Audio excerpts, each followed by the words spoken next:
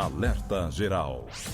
Bate-papo político com jornalistas Luzenor de Oliveira e Beto Almeida. São 7h18. Os locais de votação no primeiro turno da eleição para a escolha dos vereadores e prefeitos no Ceará, assim como também em outros municípios brasileiros, poderão ter menos eleitores após o anúncio de novas medidas sanitárias pelo Tribunal Superior Eleitoral. Uma dessas medidas restringe a presença de eleitores que sentirem febre no dia da votação, no dia da eleição, nos locais de votação. Quem tem mais informações sobre o plano de segurança na área de saúde anunciado pelo TSE é o jornalista Paulo Edson. O Tribunal Superior Eleitoral divulgou nesta terça-feira, através de pronunciamento do presidente do TSE, ministro Luiz Roberto Barroso, o plano de segurança sanitária para as eleições municipais 2020. Para o pleito deste ano, o horário de votação será das 7 da manhã às 5 da tarde, ou seja, o eleitor poderá se dirigir à urna 1 hora mais cedo. Idosos acima dos 60 anos terão prioridade até às 10 da manhã. Não haverá votação por biometria, tanto para diminuir a possibilidade de contágio por contato de objetos, quanto para evitar a demora no processo, evitando aglomerações. Por isso, o TSE recomenda ainda que cada eleitor leve uma caneta para uso próprio. No chão, dentro e fora das sessões eleitorais, haverá marcações indicando o distanciamento social. Também estará disponível álcool em gel para uso do eleitor, antes e depois do voto. Cartazes estarão espalhados pelas unidades explicando todo o procedimento. Não será realizada a medição de temperatura dos eleitores, também para evitar a demora no processo do voto. O Tribunal Superior Eleitoral orienta ainda que quem teve febre ou testou positivo para coronavírus em menos de 14 dias não compareça à votação. Os mesários receberão 3 máscaras descartáveis, além de um protetor facial, o chamado Face Shield, além de álcool em gel para uso individual. Os procedimentos foram definidos após reunião com especialistas da Fundação Fiocruz e dos hospitais Sírio-Libanês e Albert Einstein, e valerão para primeiro e segundo turno. Com informações direto da redação, Paulo Edson para o Alerta Geral. São 7h21. Jornalista Beto Almeida, as medidas anunciadas pelo TSE chegam bem mais cedo em relação ao dia da eleição. Afinal, o primeiro turno será realizado no dia 15 de novembro e essas iniciativas oficializadas pelo Tribunal Superior Eleitoral chegaram nessa terça-feira, dia 8 de setembro, com muitos dias para os eleitores pensarem como irão agir no dia da eleição.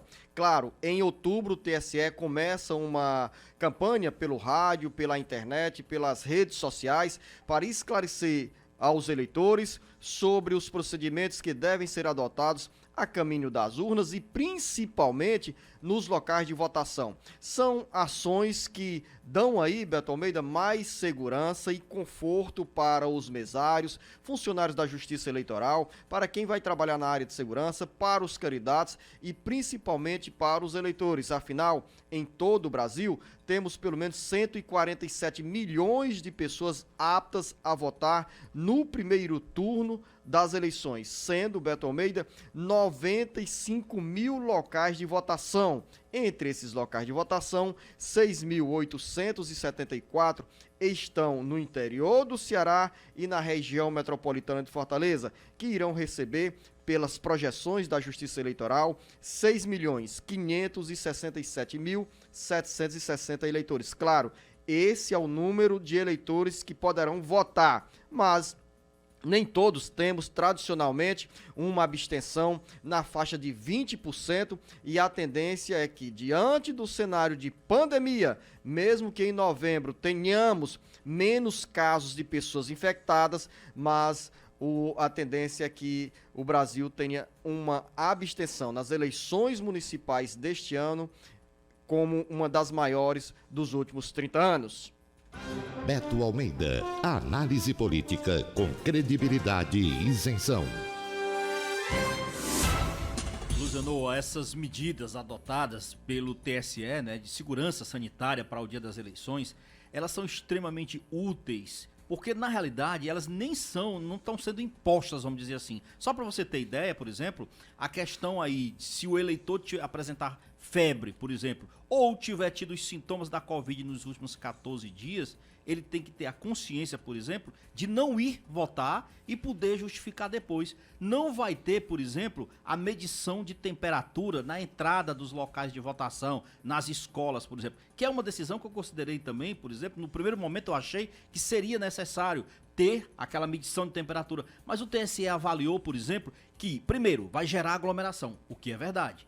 Gera aglomeração, porque não vai ter equipamentos suficientes, o custo seria altíssimo para você ter, por exemplo, dezenas de medidores de temperatura numa escola, por exemplo. Que uma escola é um local de votação. Dentro desse local de votação, você tem várias sessões eleitorais. Então você imagina adotar essas medidas, por exemplo, como um medidor de temperatura. Aí, nesse caso aí, caberá ao eleitor, por exemplo, ter a consciência de que, se ele estiver realmente sentindo febre, por exemplo, ou tiver sentido sintomas 14 dias antes, ele nem precisa ir votar. Ele tem como justificar depois, não passa a ter nenhuma sanção para ele. Outra coisa, o uso da máscara, ela, na realidade, ela passa a ser obrigatória lá na entrada do local de votação. Não pensa o eleitor, por exemplo, que ele pode ficar transitando dentro de um colégio, de um ambiente onde tem várias sessões eleitorais, e ele só colocar a máscara dele no momento em que ele for encaminhado lá para votar. Não, ele já tem que ter esse cuidado na entrada, senão ele nem entra. Ele pode perder a viagem, como se diz.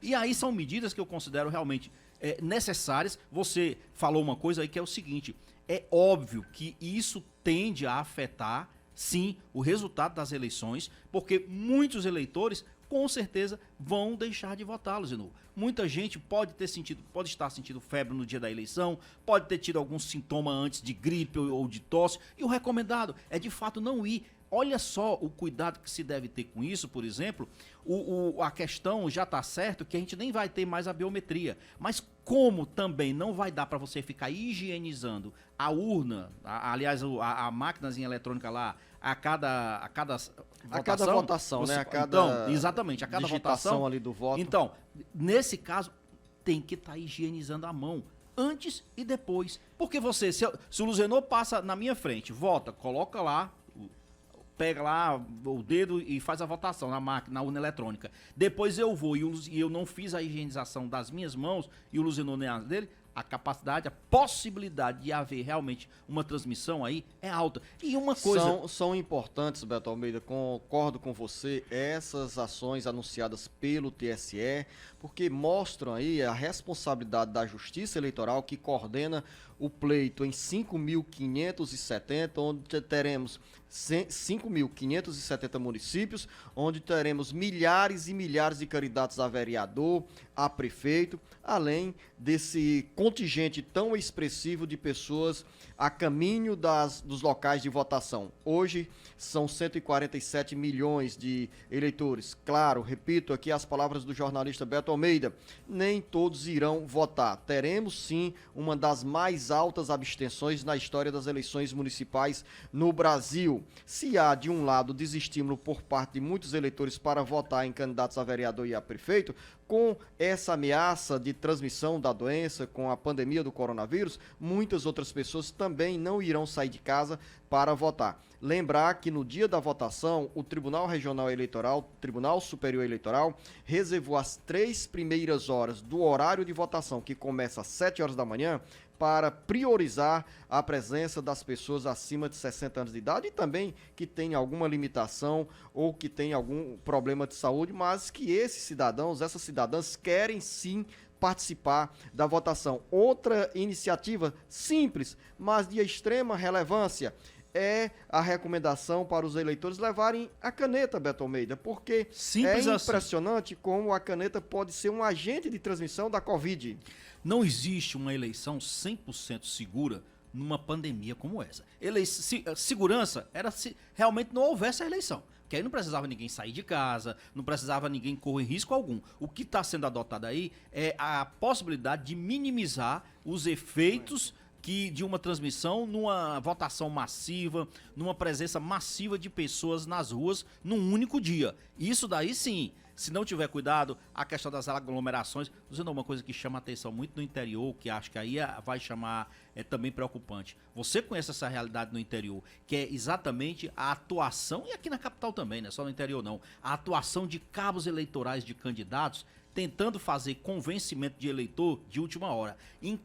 Olha, eu conheço essa realidade, porque inclusive sei como é que funciona isso. Convencimento ao ponto de chegarem na casa de um eleitor ou uma eleitora e dizer o seguinte: olha, não precisa dizer que teve febre, vai votar, vai rapidinho Exatamente. lá. E isso acaba Não, colocando... e a aglomeração mesmo, no dia, embaixo daquelas árvores, a mais ou menos 2 quarteirões de distância, comprando voto, porque tem tudo isso aí. São 7 horas e 28 minutos ainda sobre as eleições municipais. O Wellington Lima chega com a informação sobre algumas medidas em relação à desinformação.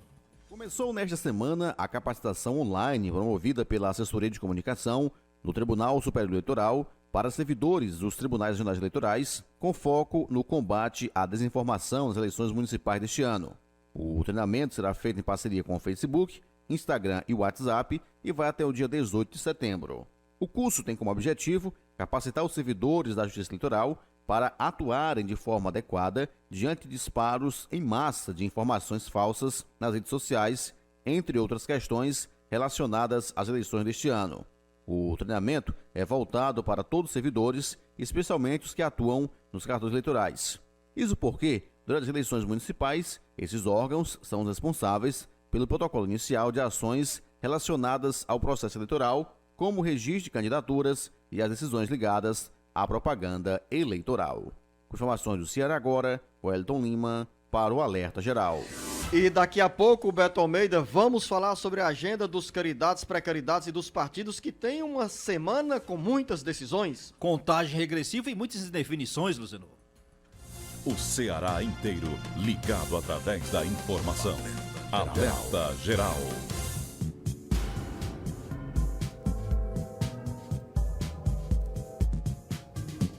Alerta Geral.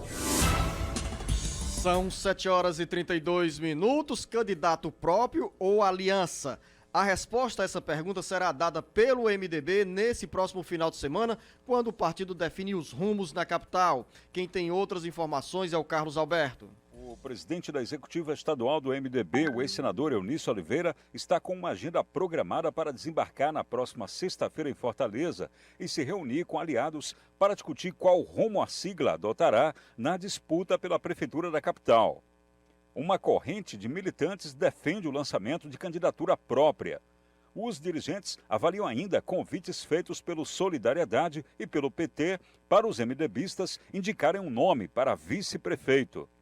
O SD está com a pré-candidatura do deputado estadual Heitor Ferrer, enquanto o PT apresenta a deputada federal Luiziane Lins na sucessão do prefeito Roberto Cláudio, do PDT.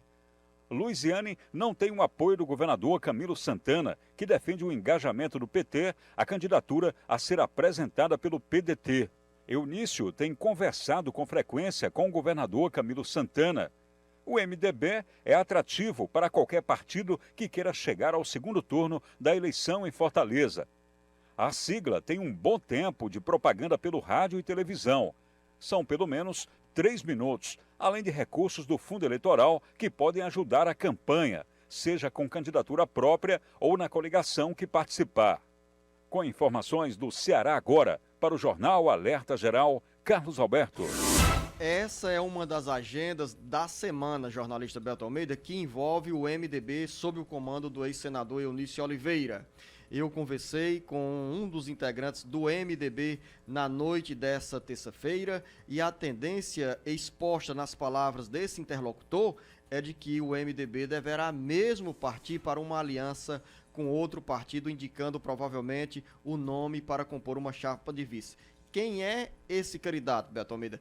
Heitor Ferrer, do Solidariedade, como citou o Carlos Alberto, ou Luiziane Lins, do PT. Os dois estão aí, à espera de um vice, e até o momento não tem outro parceiro, outro partido que passe a integrar a chapa, a coligação que os conduzirá à campanha como candidato ou candidata à Prefeitura de Fortaleza. A pergunta foi feita, é muito boa. Para onde vai o MDB? Porque, na realidade, Luzenor, além desses contatos feitos aí com o Heitor Ferrer, essas articulações que ainda existem, com o PT da Luiziane Lins, ainda tem conversa agendada também com o governador Camilo Santana. Então, assim, o MDB de Eunício Oliveira tem ainda muita coisa e pode jogar forte na definição dessa sucessão municipal aqui na capital, porque você imagina o seguinte, o impacto que terá, por exemplo, positivamente na candidatura, ou na pré-candidatura ainda, do Heitor Ferrer, do Solidariedade, por exemplo, se ele receber o apoio do MDB. É a musculatura política, é a musculatura eleitoral de viabilidade para a candidatura dele que estava faltando, que continua faltando. Então, é uma grande adesão a ser anunciada. Do mesmo modo, a Luiziane Lins, a deputada federal Luiziane Lins, embora muitos petistas digam que não querem, que rejeitam a aliança com o MDB, tudo balela, Luzenor. Ninguém rejeita um aliado do tamanho do MDB, com a capacidade que ele tem de articulação. 3 minutos e meio de televisão. 3 minutos e meio de televisão. Propaganda de rádio e televisão. Não dá para simplesmente ignorar um aliado desse porte.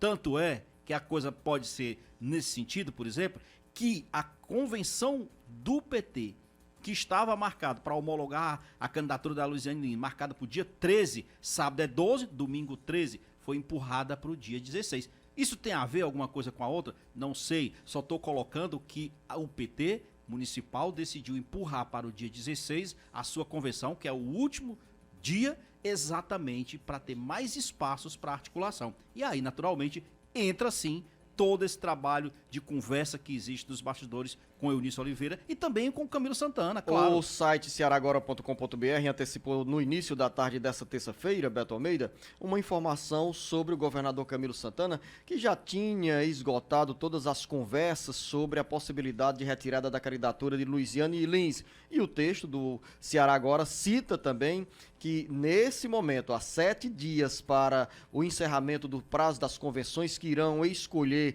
os candidatos a prefeito e a vereador e oficializarem as coligações partidárias, o governador Camilo Santana trabalha com um cenário de que no primeiro turno Luiziane Lins é mesmo candidata à prefeitura de Fortaleza.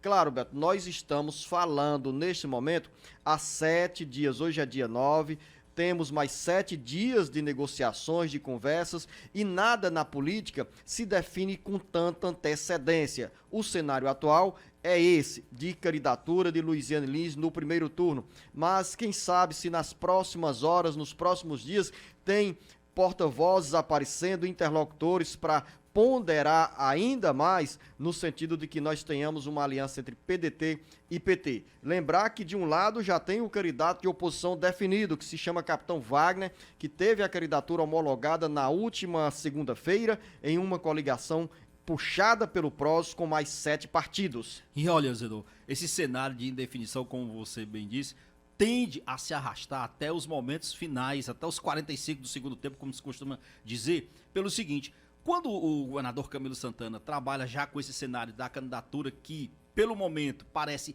irreversível da Luiziane Lins, isso significa dizer o seguinte, que ele também já trabalha, lógico, já está aí definido o segundo turno, um apoio do PT no segundo turno, especificamente da Luiziane Lins no segundo turno, que aí sim, para apoiar o candidato, que todos imaginam, lógico, o candidato governista, indo para o segundo turno, seja ele qual for. Não tenha dúvida que a máquina consegue colocar o candidato no segundo turno, do primeiro para o segundo turno. Resta saber quem é esse nome que ainda não sabemos. Agora, um aspecto aí interessante a colocar é o seguinte, é que entre os petistas também já há o entendimento de um pacto, por exemplo, a possibilidade de um pacto de não agressão, onde o embate que se pretende travar no primeiro turno não seria tanto com o candidato governista, mas com o candidato da oposição, no caso, Capitão Wagner. Porque o propósito aí do PT é ir para o segundo turno. E para ir para o segundo turno, precisa naturalmente tirar um concorrente, que no caso seria o Capitão Wagner. E o PDT, Beto Almeida, que é a principal força do ponto de vista da estrutura e do poder político neste momento,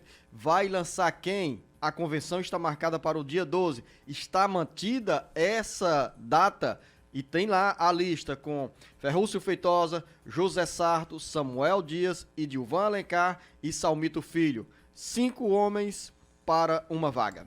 5 homens, uma vaga, muita indefinição, muita articulação. Isso não está fechado, inclusive durante o feriadão foi o que deu de discussões entre os irmãos Ferreira Gomes, Camilo Santana, o prefeito Roberto Cláudio, dizer que hoje já tem um nome. Nos bastidores, a gente escuta 1000 conversas durante o dia. Primeiro que, por exemplo, o Samuel Dias tinha ultimamente ganhado muita força interna. Depois passou-se que José Sarto seria esse nome que teria ganhado força. Agora já surgiu a história de que tem uma pesquisa qualitativa. É diferente de uma pesquisa quantitativa. A pesquisa quantitativa, ela mede qual é, na realidade, o grau de, não é nem de conhecimento, de deliberada intenção de voto, vamos dizer assim, do eleitor em votar naquele determinado candidato. Por esse aspecto, os 5 pré-candidatos que você falou aí do PDT, eles estão no mesmo patamar, Luciano, com pouca votação. Isso também não quer dizer muita coisa não, porque o Roberto Cláudio, quando foi eleito, partiu também de uma votação muito baixa. O que está preocupando agora e o que eles estão avaliando agora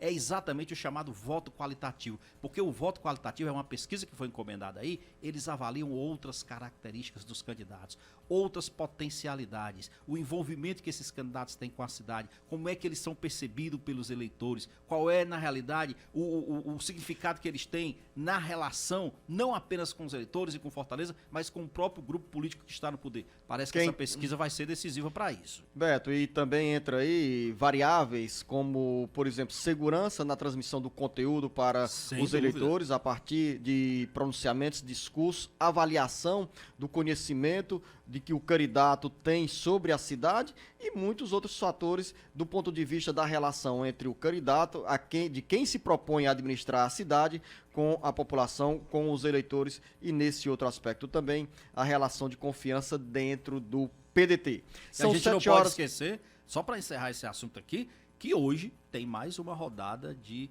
conversas com o pessoal do PSDB, Luciano. Lideranças estaduais do PSDB e do DEM se reúnem para decidir, provavelmente hoje, os rumos na disputa pela Prefeitura de Fortaleza. O PSDB lançou o ex-deputado estadual Carlos Matos como pré-candidato à Prefeitura, mas as informações internas do PSDB apontam que, com baixo índice de aceitação popular, a candidatura de Carlos Matos seria inviável. Carlos Matos tem o apoio dos pré-candidatos a vereador para se manter na disputa e hoje será a decisão pelas direções estaduais do DEM e do PSDB sobre o caminho que os dois partidos adotarão de forma conjunta na corrida à Prefeitura de Fortaleza.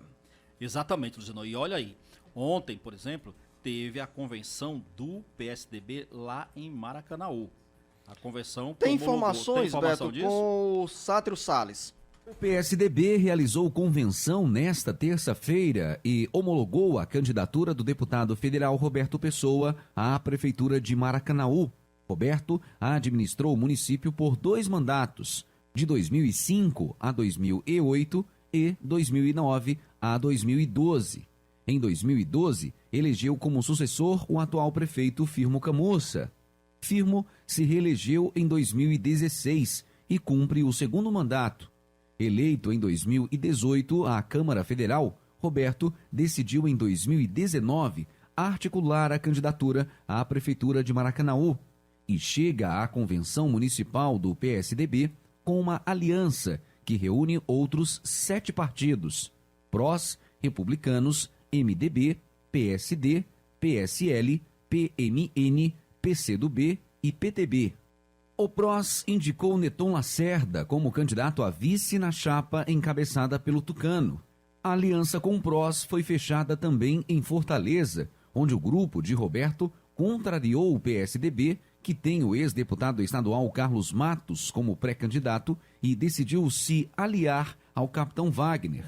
A coligação de Roberto Pessoa disputará as 21 vagas na Câmara Municipal de Maracanaú, com 213 candidatos. Os candidatos a vereador pelo PSD ficaram preocupados com a decisão anunciada pela Executiva Estadual, que anularia a convenção municipal que os homologou à aliança com o PSDB. A recomendação era para o PSD municipal fechar coligação com o Cidadania, que tem como candidato a prefeito o deputado estadual Júlio César Costa Filho. O PSD levou o caso à Justiça. Com informações do Ceará agora para o Jornal Alerta Geral, Sátiro Salles.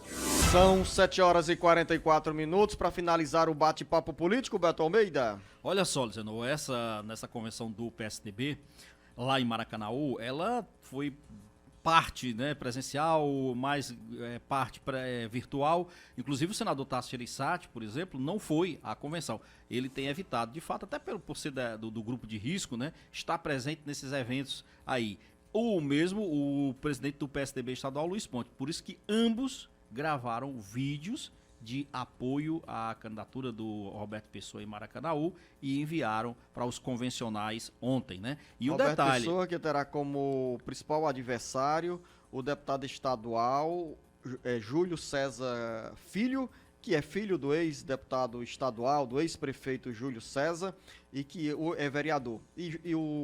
A candidatura de Júlio César terá como principal aliado o grupo do PDT e do PT. E esses vídeos, Zeno, também aí do Tasso, do Luiz Ponce, tiveram o propósito aí de demonstrar que não houve incômodo com a presença de tucanos aqui na convenção do capitão Wagner aqui em Fortaleza. Lembrando que o PSDB aqui na capital faz a sua convenção no próximo dia 15, né?